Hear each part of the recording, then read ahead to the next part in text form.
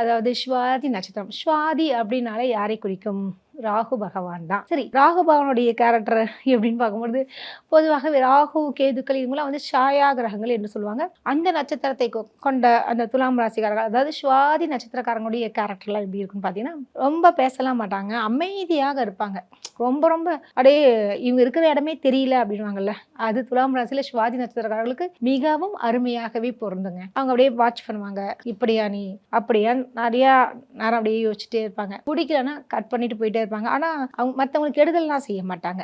உன்னோட கேரக்டர் இவ்வளவுதானா அப்படின்னு சொல்லிட்டு போயிடுவாங்க. தவிர்த்து நீ இப்படி பண்ணிட்ட, உன்னை பழி வாங்கணும், இந்த ரிவெஞ்ச் கேரக்டர்லாம் அவங்களுக்கு கிடையவே கிடையாதுங்க. ஆனா வந்து ரொம்ப அப்சர்வேஷன் கேரக்டர். அதே நேரத்துல நல்ல எக்ஸ்போர்ட் இம்போர்ட் பிசினஸ் பண்றவங்க, அப்புறம் வந்து வெளிநாட்டு தொடர்புகள்லாம் அவங்களுக்கு அதிகமாகவே வரும். ஃபாரின்ல இருந்து வாழக்கூடிய ஒரு தகுதி பெற்றவர்கள் என்று சொன்னாலும் துலாம் ராசிக்கு பொருந்தும். அதே மாதிரி நண்பர்கள் வட்டாரம் அப்படின்னு பார்த்தீங்கன்னா ரொம்ப அதிகமாலாம் வந்து, அதாவது எப்படின்னா ஃப்ரெண்ட்ஸ் அப்படின்னா விரல் விட்டு எண்ணக்கூடிய நபர்கள் தான் அவங்களுக்கு நண்பர்கள். அதாவது 1 to 1 பழகக்கூடியவர்கள். மற்றவங்கள்ட்டலாம் வந்து நல்ல பொதுவான விஷயங்களை பேசுவாங்க, பழகுவாங்க. இந்த பர்சனல் விஷயங்கள்லாம் ஷேர் பண்ணிக்க மாட்டாங்க.